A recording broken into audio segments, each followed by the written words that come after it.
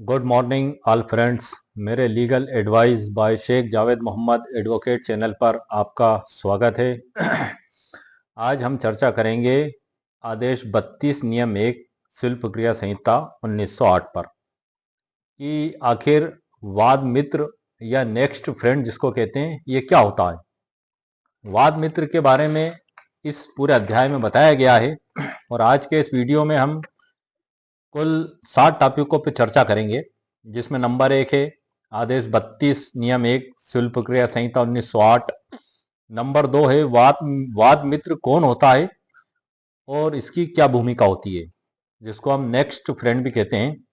Number 3 है वाद मित्र कौन हो सकता है, नेक्स्ट फ्रेंड कौन लोग हो सकते हैं, इसके बारे में भी हम आज के वीडियो में चर्चा करेंगे। नंबर 4 है अदालत की अनुमति। अदालत की अनुमति का क्या महत्व है, इस पे भी हम आज चर्चा करेंगे और कुछ उदाहरण भी मैंने आपके लिए सरल उदाहरण तैयार करके रखे हैं, उन पे भी हम आज डिस्कस करेंगे। नंबर 6 है वाद मित्र या नेक्स्ट फ्रेंड की जिम्मेदारी क्या होती है, इसके बारे में भी हम चर्चा करेंगे आज के वीडियो में। और नंबर 7वां है कि इसमें क्या क्या कानूनी प्रावधानों का उपयोग किया जाएगा, उसके बारे में भी हम आज के इस वीडियो में चर्चा करेंगे। आज का वीडियो काफी इंटरेस्टिंग होने वाला है। इस वीडियो को सर आप पूरा देखें, बीच में स्किप ना करें, वरना आप महत्वपूर्ण जानकारी से वंचित हो जाएंगे। आदेश 32 नियम 1 में सर जो वाद मित्र के बारे में बताया गया है, जिसको नेक्स्ट फ्रेंड भी कहते हैं, इसमें यह बिल्कुल स्पष्ट बताया गया है सिविल प्रक्रिया संहिता में कि कोई भी अवयस्क व्यक्ति, नाबालिग व्यक्ति या विकृत व्यक्ति अदालत में दावा प्रस्तुत नहीं कर सकता। उसकी ओर से अदालत में दावा वाद मित्र के द्वारा पेश किया जाएगा। नाबालिग से तात्पर्य यह है कि भारतीय वयस्कता अधिनियम 1875 की धारा 3 में जो उम्र निर्धारित की गई है 18 वर्ष, उस उम्र को व्यक्ति को होना चाहिए या उससे ऊपर होना चाहिए, तभी वो अदालत में दावा प्रस्तुत कर सकता है।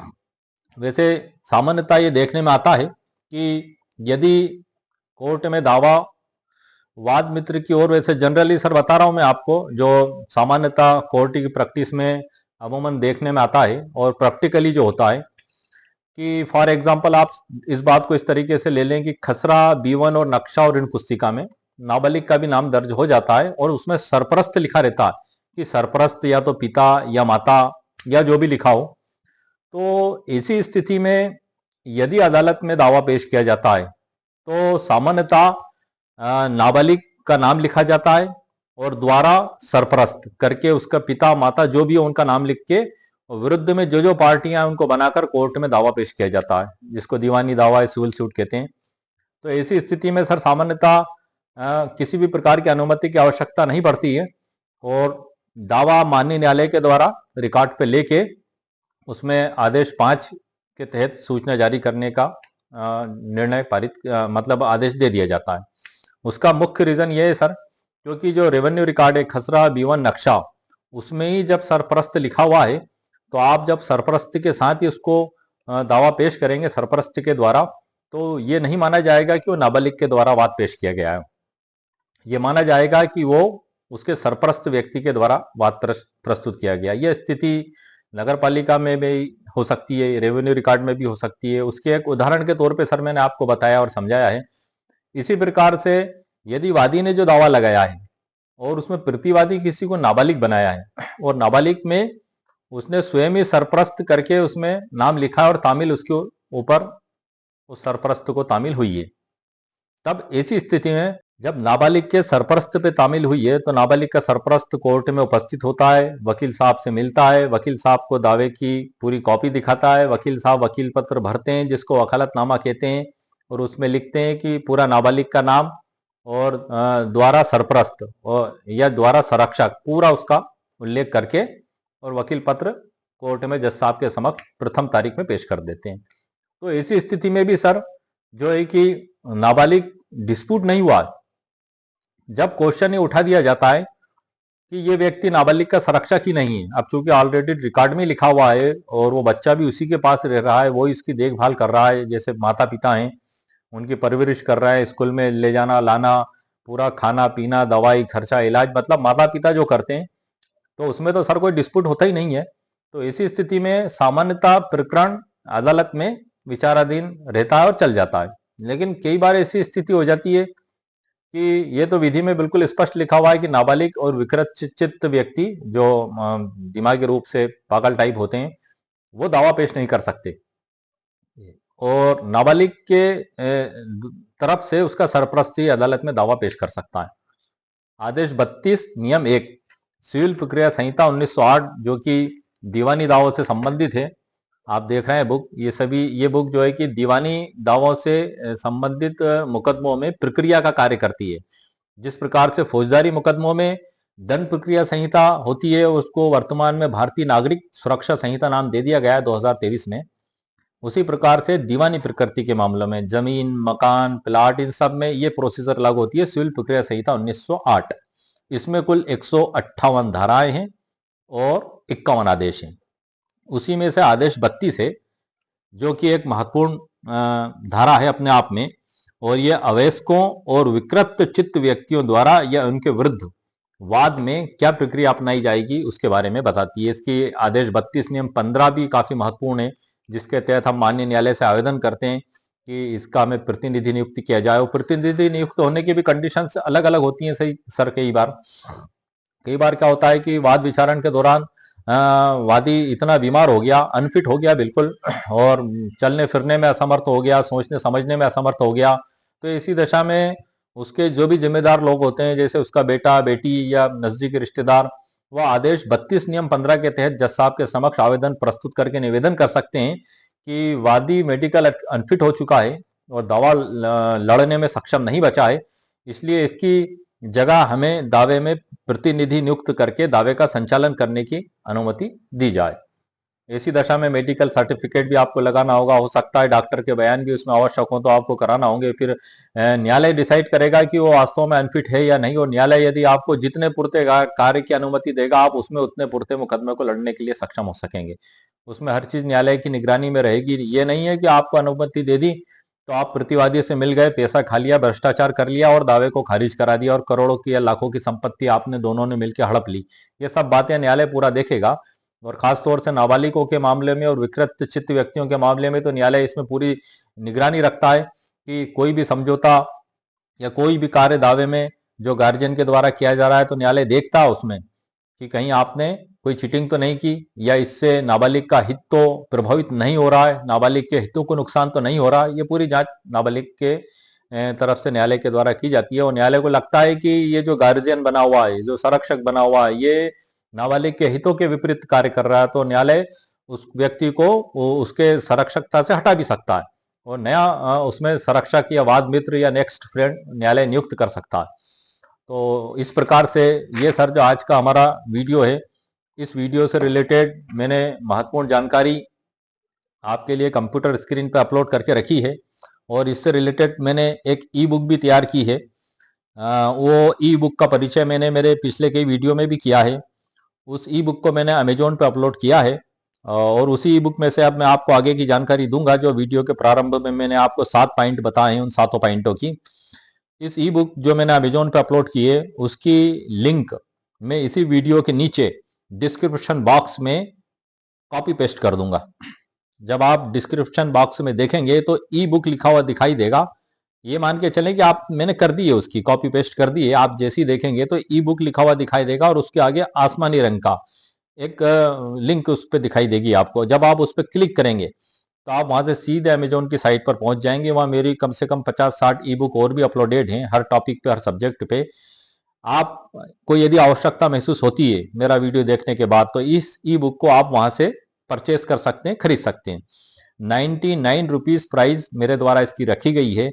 ये ई बुक एक तरीके से नोट्स है, या आप उसको मान लें कि मेरे द्वारा जो वीडियो में जानकारी दी जा रही है वही उसके अंदर लिखी गई है।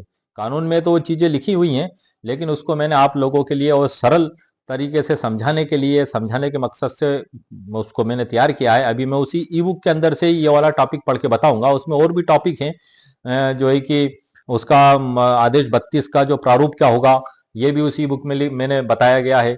और आदेश 32 में क्या प्रक्रिया रहेगी, मतलब मुकदमा दायर करना और न्यायालय से अनुमति लेना, ये सब चीजें उसमें बताई हुई हैं। मतलब इसी आदेश 32 के टॉपिक पे मैं 3 वीडियो और पहले अपलोड कर चुका हूँ मेरे चैनल पर, जो आप देख सकते हैं। और उसकी ई बुक मैंने एक ही रखी है, तीनों वीडियो के नीचे उसी ई बुक की लिंक मैंने कॉपी पेस्ट की है।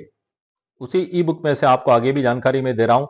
आपको एक जानकारी और दे दूं कि अमेजोन पे आपको प्रथम 1 या 2 पृष्ठ ही दिखाई देंगे। अमेजोन विज्ञापन के बतौर पूरी ई बुक आपको नहीं दिखाएगा, लेकिन मैं वीडियो में आपको पूरी ई बुक ही दिखाता हूं और उसी में से पढ़ के भी बताता हूं। जब आप 99 रुपीज अमेजोन पे जमा कर देंगे तब इस ई बुक को आप वहां से परचेस कर सकते हैं। और मेरे लगभग सभी वीडियो के नीचे मैंने ई बुक वाली व्यवस्था आप लोगों के लिए कर दी है, क्योंकि मेरे कई व्यूअर्स का मुझसे कहना था कि सर आप जो वीडियो में जानकारी देते हैं वो हमें रिटर्न में भी उपलब्ध कराएं। तो उसका रास्ता मैंने सर आप लोगों के लिए निकाला है कि वो रिटर्न में ई बुक के तौर पे आपको उपलब्ध कराता हूं। तो आइए सर हम बिना देरी करे वीडियो में आगे बढ़ते हैं, और मैं आगे की जानकारी, जो महत्वपूर्ण जानकारी है, वो आपको उसी ई बुक के अंदर से मैं प्रदान करता हूं, और उस ई बुक का परिचय भी मैं आपको करा दूंगा। आइए सर, आप देख रहे हैं सर स्क्रीन पर आदेश 32 नियम 1 सिविल प्रक्रिया संहिता 1908, विषय अवयस्क वाद, वाद मित्र द्वारा वाद लाने का प्रावधान। जैसा कि मैंने वीडियो के प्रारंभ में आपको 7 पॉइंट बताए थे। आदेश 32 नियम 1 सीपीसी क्या है, वाद मित्र कौन होता है, इसकी भूमिका क्या है, वाद मित्र कौन हो सकता है, अदालत की अनुमति, उदाहरण, वाद मित्र की जिम्मेदारी और कानूनी प्रावधान, ये सभी 7 टॉपिक्स इसी ई बुक के अंदर लिखे हुए हैं। और उसी में से मैं आपको आगे की डिटेल जानकारी दूंगा। ये मेरे ही द्वारा तैयार किए गए आसान शब्दों में आप लोगों को समझाने के लिए, ताकि जो हमारा वीडियो बनाने का मकसद है कि हर व्यक्ति को कानून की जानकारी हो, बहुत कुछ सीखने को मिले, और उसी के साथ उसकी समस्या का भी समाधान हो। तो आइए सर हम वीडियो को प्रारंभ करते हैं। आप इसमें देख रहे हैं कि प्रावधान में जो इसमें मेरे द्वारा बताया गया है कि आदेश 32 नियम 1 के तहत यह प्रावधान किया गया है कि अवयस्क माइनर स्वयं वाद नहीं ला सकता।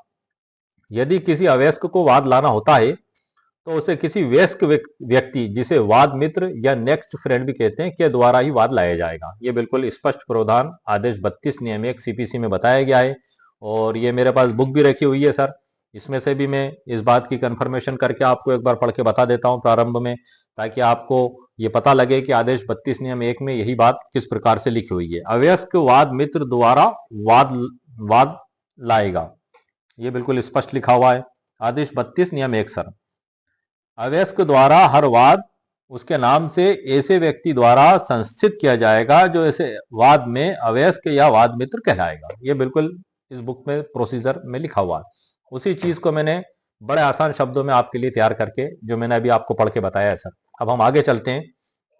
इसमें मुख्य बिंदु क्या है, अवयस्क की जो परिभाषा के बारे में हम चर्चा कर लेते हैं कि सिविल प्रक्रिया संहिता के तहत अवयस्क वह व्यक्ति है जो भारतीय कानून के अनुसार 18 वर्ष से कम आयु का हो। मतलब भारतीय वयस्कता अधिनियम 1875 की धारा 3 में जो परिभाषा दी गई है 18 वर्ष की, वही व्यक्ति को बालिग माना जाएगा इसमें, इससे ऊपर। नंबर 2 है वाद मित्र के बारे में। वाद मित्र की भूमिका, जैसा कि मैंने आपको प्रारंभ में पढ़ के बताया था, वाद मित्र वह व्यक्ति होता है जो अवयस्क की ओर से वाद दायर करता है या अवयस्क के हितों की रक्षा करता है और वाद से संबंधित सभी कार्रवाइयों में उसकी सहायता करता है। ये वाद मित्र जो है अवयस्क के हितों की रक्षा करने के लिए ये रक्षक है, ना कि भक्षक है। यदि ये भक्षक बन जाएगा तो अदालत जांच करके इसको हटा देगी। वाद मित्र को उसमें से हटा के नया वाद मित्र अदालत के द्वारा नियुक्त कर दिया जाएगा। इसका कानूनी जो कार्य करने का जो प्रावधान है वो रक्षक के रूप में, ना कि भक्षक के रूप में। आपको यह बात स्पष्ट रूप से समझ लेनी चाहिए। जैसा कि कौन हो सकता है, जैसा कि मैंने आपको पहले भी पढ़ के बताया था अभी, कौन हो सकता है वाद मित्र। वाद मित्र अवयस्क का माता पिता, अभिभावक, रिश्तेदार या कोई अन्य ऐसा व्यक्ति हो सकता है जो अवयस्क के हित में कार्य करने के लिए सक्षम और तैयार हो। ये वाद मित्र ये लोग हो सकते हैं।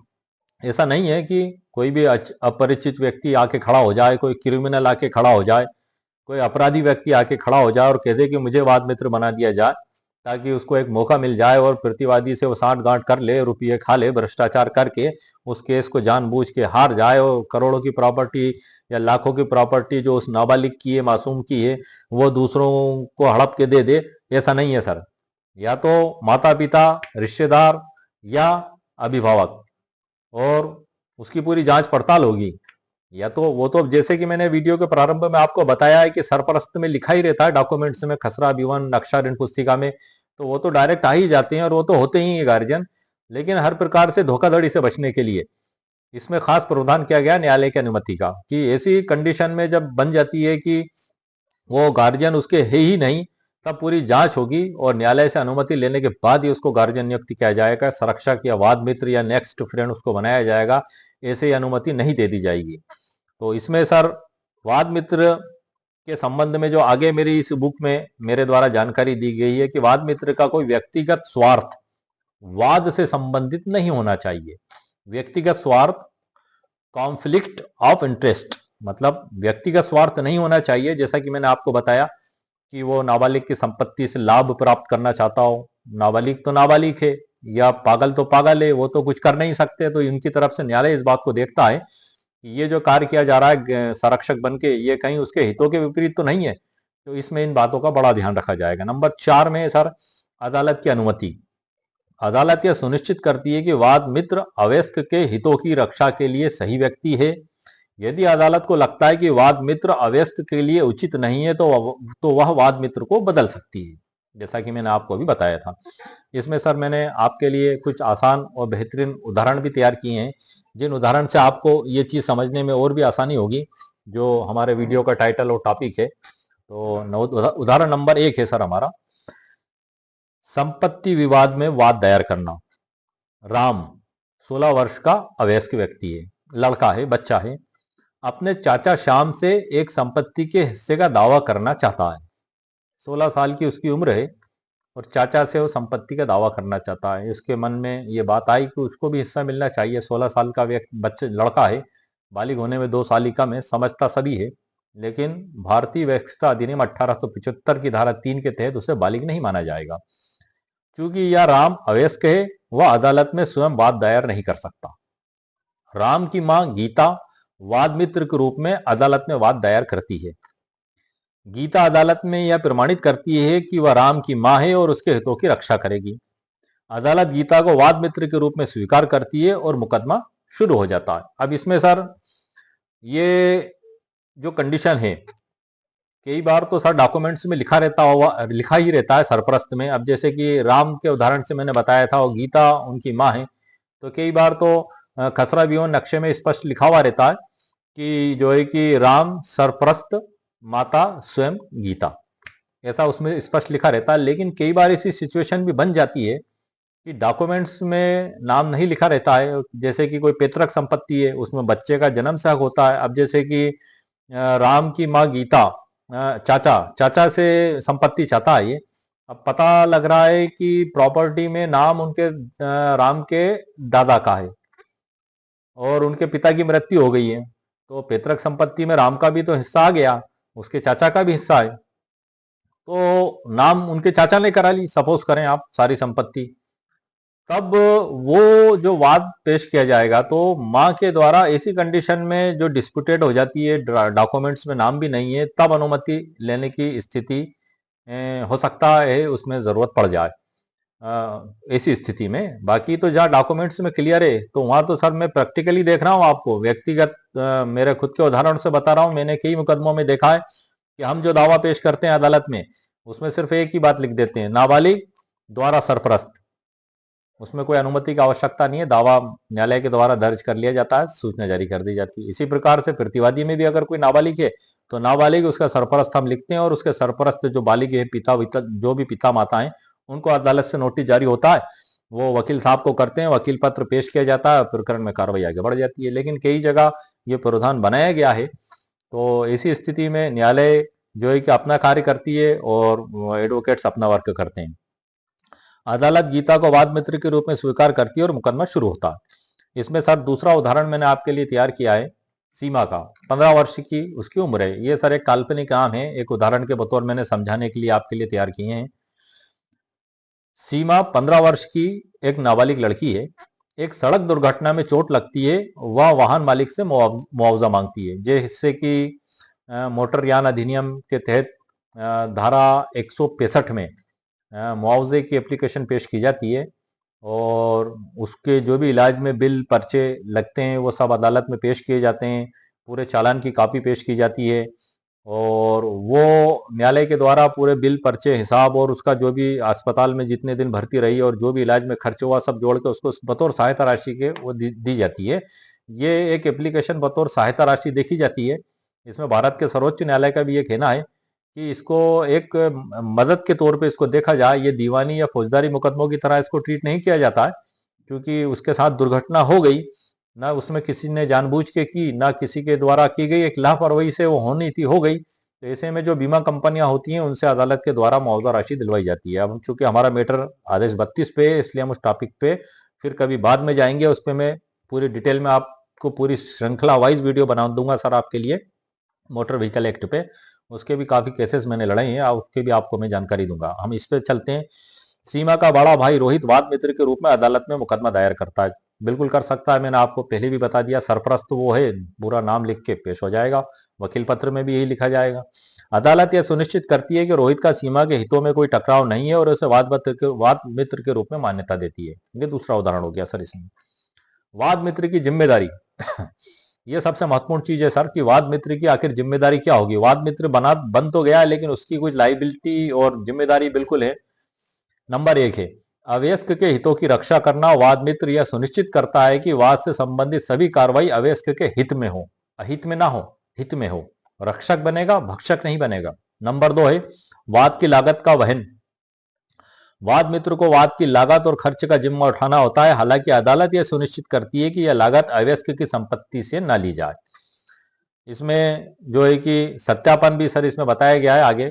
वाद मित्र को यह प्रमाणित करना होता है कि वह वाद से संबंधित किसी भी प्रकार के स्वार्थ से मुक्त है, क्योंकि यदि वो स्वार्थी है और प्रॉपर्टी हड़पने के उद्देश्य से वो गार्जियन बन के, संरक्षक बन के, वाद मित्र बन के, नेक्स्ट फ्रेंड बन के अदालत में आया है, तो अदालत उसके द्वारा की जाने वाली कार्रवाइयों पर पूरी निगरानी रखेगी और उससे अदालत, न्यायालय इस बात को तुरंत पकड़ लेगी कि ये व्यक्ति हित के विपरीत कार्य कर रहा है नाबालिग के, तो उसको तुरंत न्यायालय के द्वारा हटा दिया जाएगा और नया वाद मित्र या नेक्स्ट फ्रेंड या संरक्षक बना दिया जाएगा।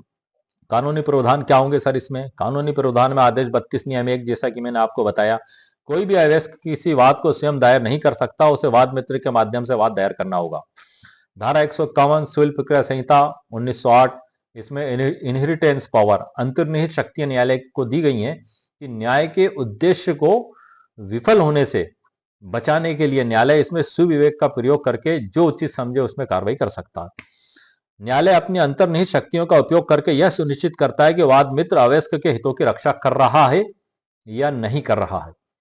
इसी में न्यायालय का जो दृष्टिकोण बताया गया है सर, ये सब ई बुक में से सर बता रहा हूं मैं, इसकी लिंक में कॉपी पेस्ट कर दूंगा डिस्क्रिप्शन बॉक्स में।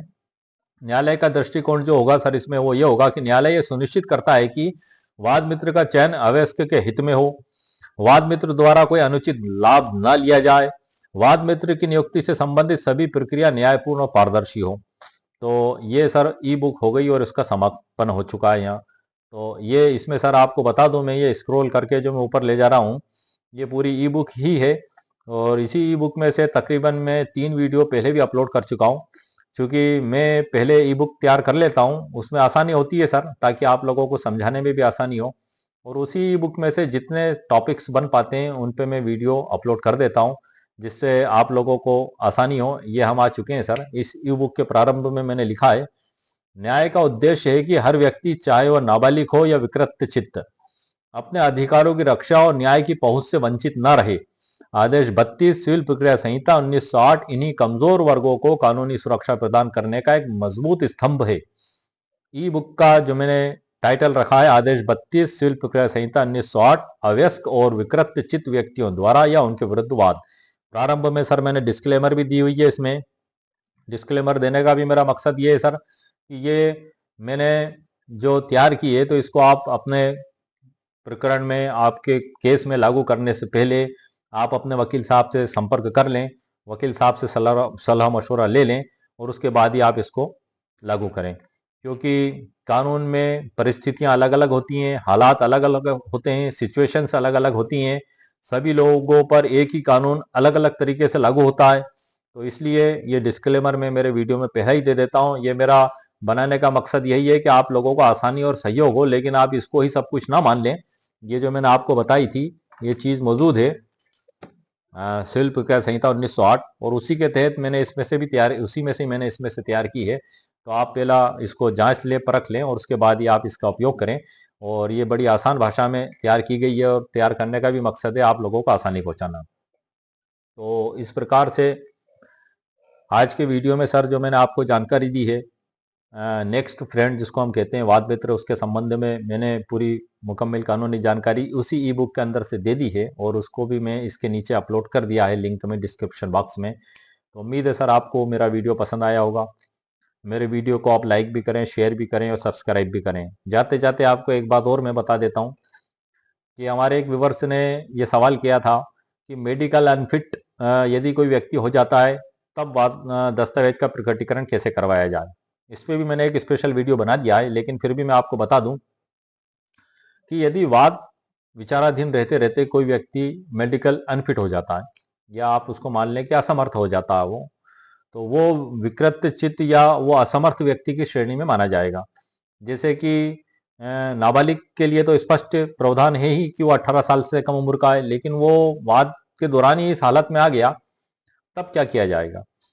दस्तावेजों के प्रकटीकरण भी करवाना चाहते हैं वो, तो ऐसी स्थिति में सर मामला ये बनेगा कि यदि वादी अनफिट हुआ है मेडिकल, तो आपको आदेश 32 नियम 15 के तहत न्यायालय में आवेदन पेश करके उनकी जगह उनके जो भी बेटा बेटी या जो भी उनके रिश्तेदार हैं उनको मुकदमे के संचालन की या उनकी जगह उपस्थित होकर पैरवी की अनुमति प्राप्त करना होगी।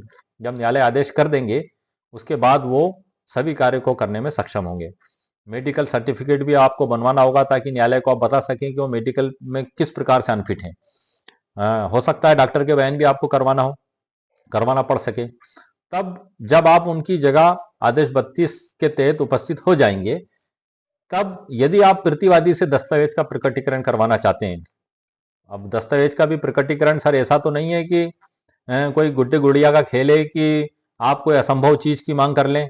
आपको पहले ये देखना होगा कि वो चीजें प्लीडिंग में मौजूद हैं कि नहीं, वाद पत्र में, और आपने वादोत्तर में जो जवाब दिया उसमें है कि नहीं। यदि आपने काउंटर क्लेम पेश किया तो उसमें वो चीज है कि नहीं।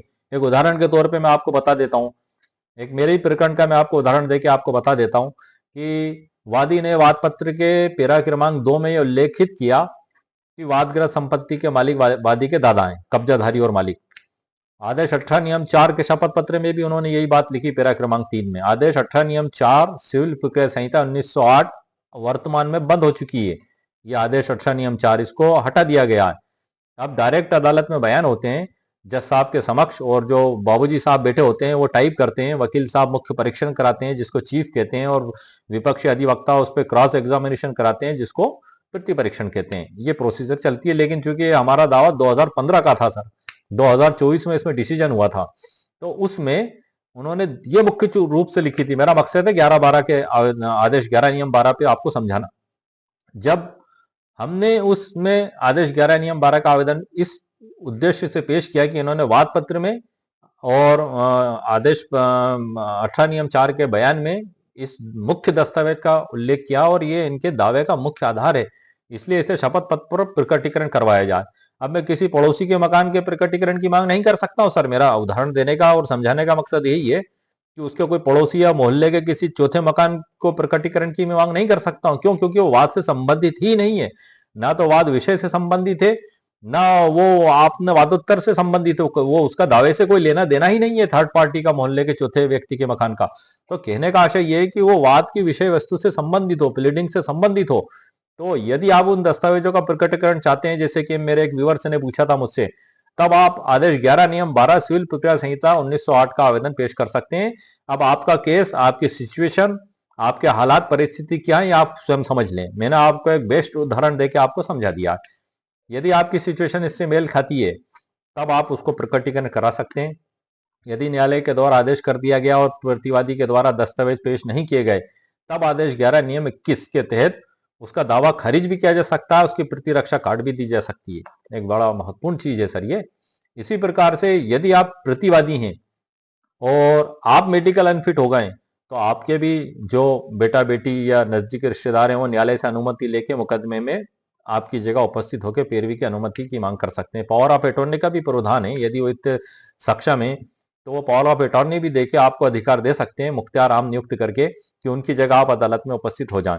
ये भी एक तरीका है सर इसका, लेकिन आदेश 32 के तहत भी आप इस कार्य को कर सकते हैं।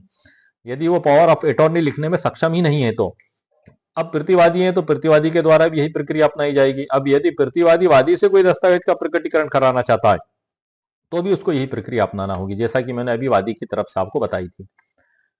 इसमें चूंकि हम वाद पत्र के बारे में चर्चा कर रहे हैं, आदेश 6 सिविल प्रक्रिया संहिता 1908 में इसको बताया गया है। और वाद पत्र को प्रस्तुत करने के संबंध में क्या सावधानियां बरती जाएंगी, क्या दस्तावेज लगेंगे, क्या क्षेत्राधिकार होगा, क्या कोर्ट फीस होगी, इसके संबंध में मैं नेक्स्ट वीडियो अपलोड करूंगा सर आपको। और काउंटर क्लेम से रिलेटेड तो मैंने काफ़ी वीडियो अपलोड किए हैं और भी बहुत से टॉपिक बचे हैं जिन पे मैं वो वीडियो अपलोड कर दूंगा।